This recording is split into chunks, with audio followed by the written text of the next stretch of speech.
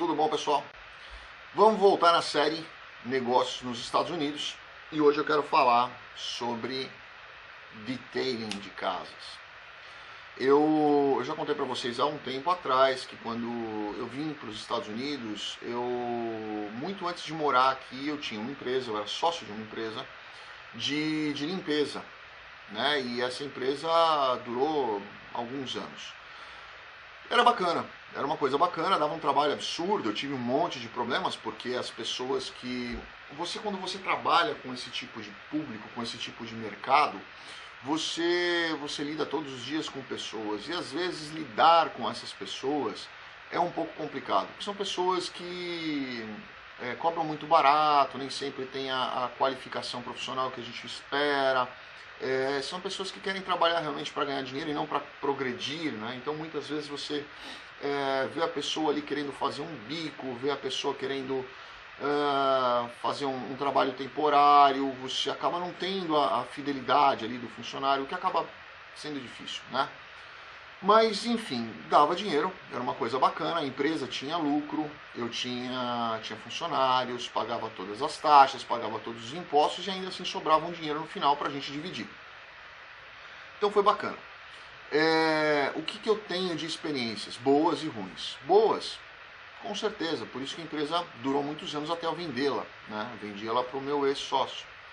E coisas ruins, eu já contei para vocês, teve situação em que uma das funcionárias, que era brasileira, as duas eram brasileiras, elas subiram num jet ski de uma concessionária que eu ligava e resolveram tirar uma selfie assim, em cima do jet ski no cavalete. O jet ski foi para cima do outro, caíram os dois, que acabaram batendo numa moto que estava do lado, então eu tive que pagar esse prejuízo inteiro.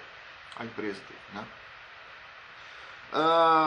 Enfim, mas vamos falar de detailing mais direcionado, que é isso o que eu quero passar para vocês. Limpeza, empresa de limpeza, por si só, existem várias. O mercado, dependendo do lugar, está saturado. Grandes cidades, você consegue entrar, se você for fazer um trabalho de qualidade, você tiver paciência, tiver um marketing muito agressivo, tiver um pessoal treinado, diferenciado, um serviço diferenciado e muita paciência, você consegue entrar no mercado. E é um mercado que costuma dar um resultado bacana. Eu tinha, naquela época, a empresa tinha 5 contratos com concessionárias que pagavam mensalmente de 3.500 a 5.000 dólares, né, para a gente poder fazer a limpeza. Algumas eram diárias, outras eram dia sim, dia não, mas era uma coisa muito bacana, né? Você pegar 5 contratos aí de 3.000 dólares, já é um faturamento bacana, porque você consegue com uma equipe dar conta de todos eles, né? Na verdade, uma não, mas 2 equipes você consegue dar conta de tudo isso. Aí fora os pequenos, né? Fora os trabalhos pequenos, que são que na verdade agregam mais valor. Então, eu acho que isso é uma coisa bacana. Mas o que eu quero falar para vocês é o detailing, não é a limpeza dia a dia, é o detailing. Vou dar um exemplo, uma faxineira, por exemplo.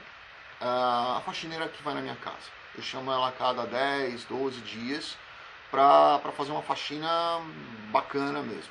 Então, ela cobra em torno de 100, 120 dólares, fica por volta de 3 a 4 horas e faz uma faxina superficial. Ela não tira as coisas do armário, ela não tira as coisas da gaveta, ela não tira as panelas de baixo do armário para limpar, ela não limpa rodapé, ela não limpa em cima das cortinas. O trabalho é diferenciado, tá? Aqui a faxineira, ela faz um trabalho diferente do Brasil. Então, se você está pensando em vir para cá, morar e contratar uma empregada doméstica, separa um bom dinheiro por mês para pagar o salário dela. Bom mesmo. Maior talvez do que o seu aluguel. Então, as pessoas aqui não costumam usar faxineiras. E essas faxineiras são geralmente diaristas que vão e ficam 3, 4 horas numa casa, fazem aquele trabalho geralzão e tá limpa a sua casa. Mas o que eu estou falando para vocês não é isso. O que eu estou falando é o detailing mesmo, aquele trabalho de escovinha de dente no rodapé, de polir as maçanetas de porta, de polir o metal da pia, para a pia ficar brilhando, de polir as torneiras das pias de banheiros, de realmente fazer uma higienização completa na casa. Essa eu costumo fazer uma vez por mês, porque aqui é muito caro. Você vai gastar de 300 a 600 dólares, dependendo do tamanho da sua casa e do tamanho da empresa que você contratar. Não adianta contratar uma pessoa física, né, para fazer esse tipo de trabalho, porque ela não vai ter equipamento. Ela não vai ter aquela maquininha que aí no Brasil chama vaporeto para desinfetar sofá, para desinfetar colchão, para fazer que ela vai com uma pressão alta e uma temperatura alta para tirar todo o limbo de banheiro. Aqui todos os banheiros têm banheira e todas as banheiras costumam encardir embaixo.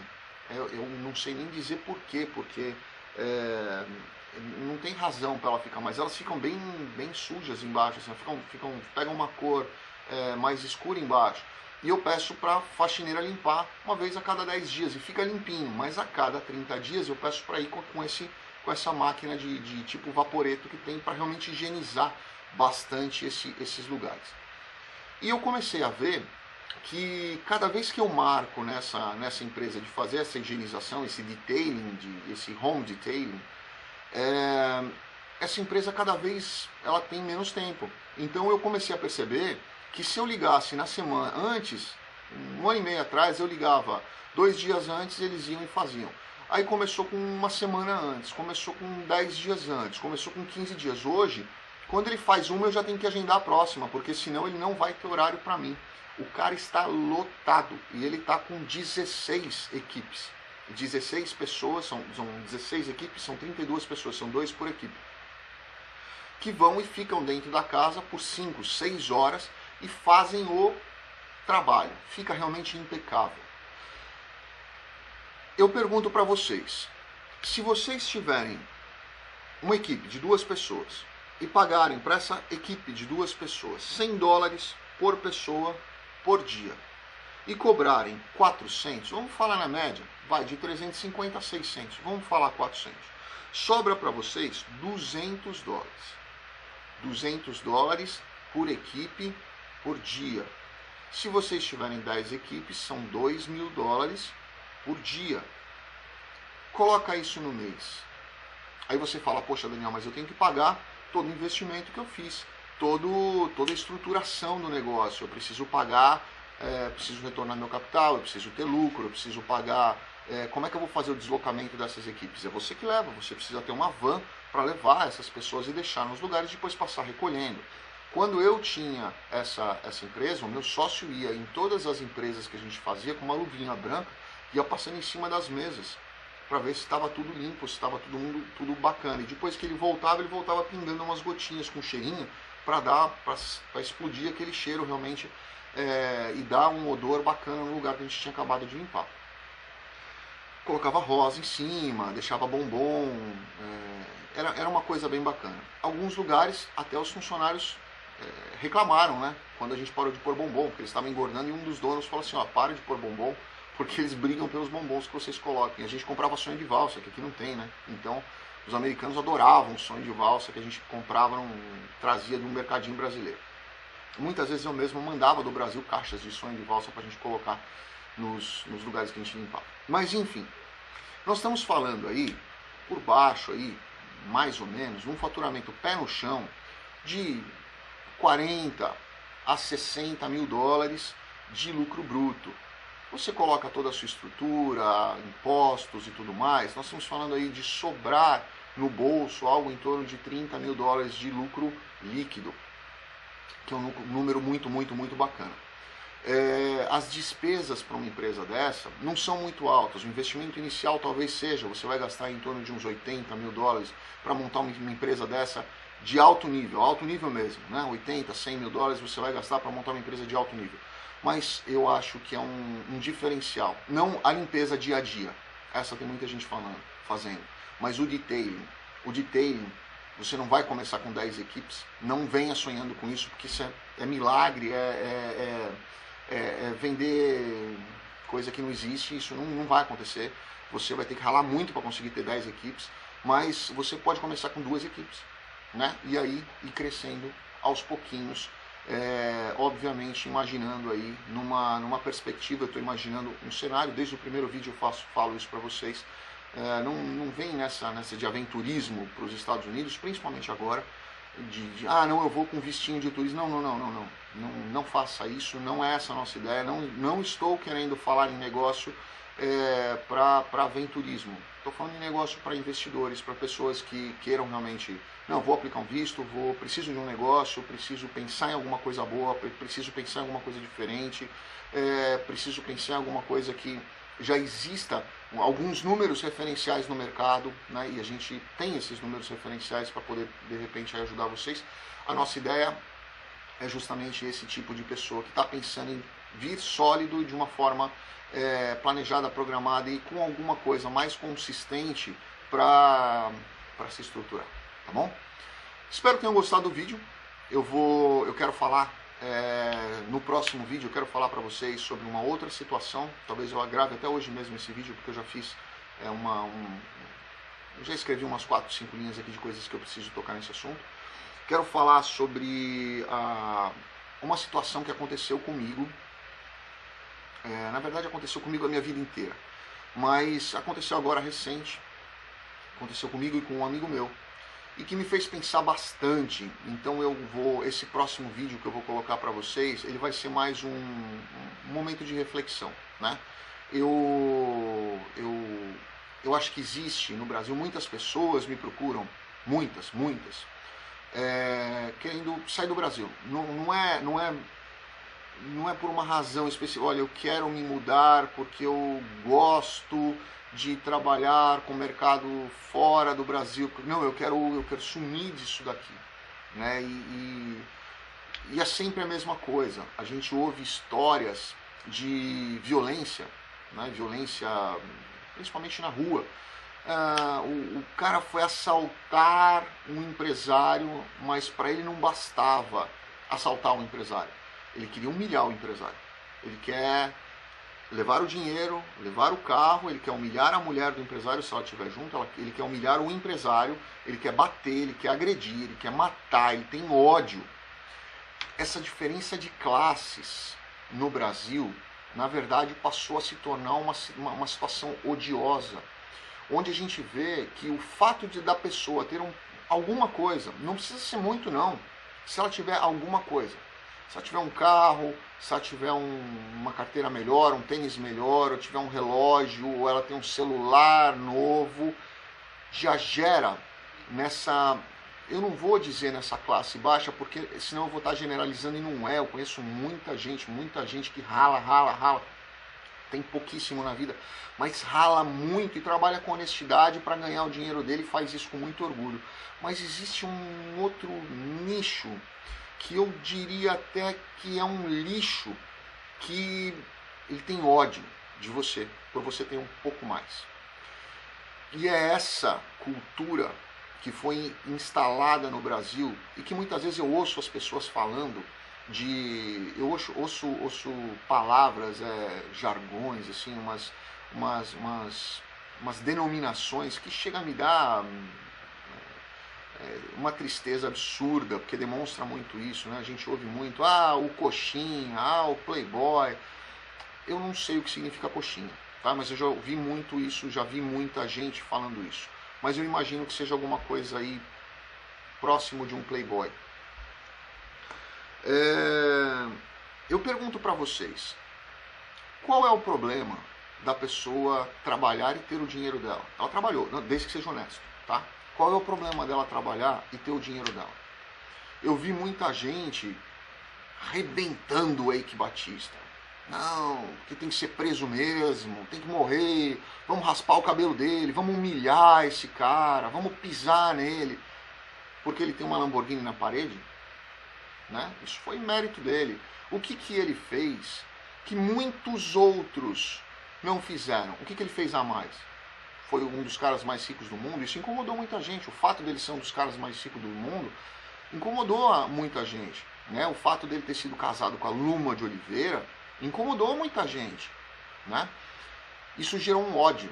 Então essa cultura de uma parte dos brasileiros, eu não vou falar do resto do mundo, porque não é problema meu, eu não nasci no resto do mundo, eu nasci no Brasil. Então eu tenho direito de falar sobre isso, eu tenho obrigação de falar sobre isso, eu tenho que talvez ter um pouco de missão na minha vida de tentar passar, obrigação pelo meu filho, mas talvez uma obrigação moral de tentar mudar um pouquinho essa consciência das pessoas, pelo menos daquelas que eu tenho acesso. De que se ele ganhou dinheiro, o problema é dele, é sorte dele, faça melhor, né? Não odeie, tenta fazer melhor, tenta fazer melhor por si, tenta sonhar melhor, criar coisas diferentes. Ele ficou rico pra caramba porque ele é um gênio com criar situações. Ah, mas as situações que ele vende ele não entrega. Bom, isso é um outro problema, isso é um problema do judiciário. Não é um problema seu e nem um problema meu. Ele criou projetos e grandes empresas multimilionárias do mundo acreditaram no projeto dele. Vocês acham que é tudo trouxa, esses caras? Não é, né? Eles assumiram o risco do investimento. Então ele não saiu quebrando todo mundo. Ele deu prejuízo para muita gente, mas gente que investiu, são investidores, e todo investidor tem consciência do risco do negócio que ele está fazendo. Não tenho amizade com o Eike Batista, não o conheço pessoalmente, tá? Estou falando a minha opinião para vocês. O fato dele ter corrompido muitos políticos, uma série de pessoas, bom, isso é crime, né? Por isso ele deve pagar assim. Mas eu não entendo por que fizeram esse mega escândalo em cima do Eike Batista e não fizeram em cima do Joesley Batista, ou família Batista, né? Anda fazendo umas coisas erradas aí, né? Mas enfim, coincidências à parte, eu acho que existem dois pesos e duas medidas, né? O Joesley não é tão menos rico do que o Eike Batista, mas houve uma super proteção, por alguma razão. Não houve o ódio que houve em cima do Eike Batista, porque ele tem uma Lamborghini na parede, né? Não houve esse tipo de coisa. Então eu acho que as pessoas se preocupam muito com o que os outros têm e se esquecem do que os outros têm dentro para oferecer. E é isso que eu quero falar para vocês num dos próximos vídeos, porque eu fiz um textozinho meu aqui e eu acho que vale a pena a reflexão. O bandido para você não é para roubar o que você tem. Roubar o que você tem é o que ele menos quer, é o pretexto que ele tem para te humilhar, para te matar, para te colocar abaixo dele, para que ele tenha dentro de si saciada aquela síndrome que ele tem do pequeno poder, daquele minuto que ele tem de poder na mão dele quando ele está com uma arma, e ele pega a bala da arma e fala assim, ó, daqui a pouquinho essa bala vai estar dentro da sua cabeça. Falaram isso pra mim. Quando me sequestraram, falaram isso pra mim. E eu não entendia por quê, porque eu não tinha feito nada pra esse cara. Nada. Eu tinha dado pra ele o relógio, estava comigo, minha carteira, o carro, tudo que ele pediu eu entreguei. Mas pra ele não bastava isso. Ele queria mais, ele queria me humilhar, ele queria humilhar. Se tivesse alguma pessoa comigo, ele quereria humilhar também. Graças a Deus meu filho não tinha nascido nessa época. Mas Deus o livre, imagina se você está com uma criança no banco de trás. Ele vai humilhar você na frente da sua criança. Deus o livre guarde, ele vai travar o alvo na sua criança para te humilhar mais ainda, para desgraçar você mais ainda. Essa cultura é que foi instaurada, essa divisão de classes, né? Existem os coxinhas, que eu já disse para você que eu não sei o que é, e existem os vermelhos, que eu imagino que sejam os petistas, que eu também não sei o que é. Então, no fundo, é todo mundo ser humano, né? Que estão se matando em razão de uma ideologia política que, na verdade, está desgraçando o Brasil e ela não está nem aí para o que está acontecendo com você, tá bom? A gente conversa no outro vídeo. Abraço, fiquem com Deus. Obrigado.